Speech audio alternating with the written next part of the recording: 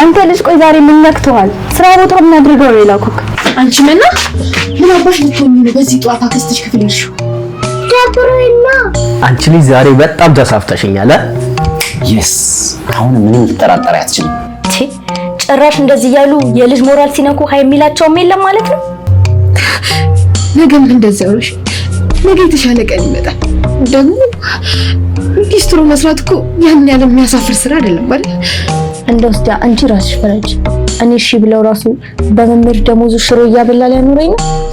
ደግሞ እዛ ቤት ውስጥ የሚከናወነውን ከሀስ ከፈ ሁሉም ነገር ታሳውቂኛለሽ። ጅብ ይብላት ጉድጓድ ትግባ። ምንም የማውቀው ነገር የለም። የሚነግረንም ሰው ጠፋ ማለት ጠፋሽ ስትይ የት ነው ልጠፋ የምችለው? ያው አንተም ብትሆን በውስጥ ጥርጣሬ ስላለ ይመስለኛል ወደ አይምሮክ ያሰብነው። በዚህ ማለበዛ ዋናው መፈቀሬ ነው። ደግሞ ማን ያውቃል? እኔም እኮ ተማርኬላት የእውነት ህይወት ልመሰረት ይችላል አይደል እንዴ? ከዛ እኔ ወደ አረብ ሀገር ሲሄድ በመሀከላችን ክፍተት ተፈጠረ።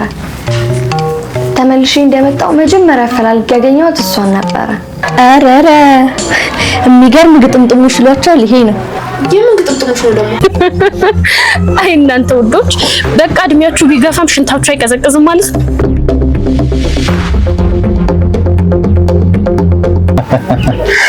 ዘናጭ ጀብሎ ማስቲካ ስንት ገባ እባክህ? ሰውዬ ለምን ነገር ትፈልገኛለህ? የመሬት ወይ የርስት ጸብ የለንም አንዴ። ለምን ነው ቆይ ማጥቶ? ምንድነው ነገር ማዞር? እኔ እኮ ማስቲካ ፈልጌ ነው የጠየቁ።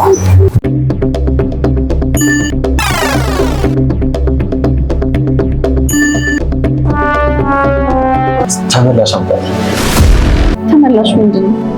ምን አንተ አስተናጋጅ ወይ ትንሽ አታፍሩ? እንዴት ሰው ትርፍራፊ ትሸጣላችሁ? እንዴ ሰውዬ እያያት ነው። ሴትዮ ያይሻት ይም አንቺ እየሰራሽ ነው? እንትን ስሜት አይሆንም። እሺ ሂሳብ ይስጠኝሽ። እስካሁን አለን ምንሽን ትቆያል? አባ ሂሳብ ይስጠኝ።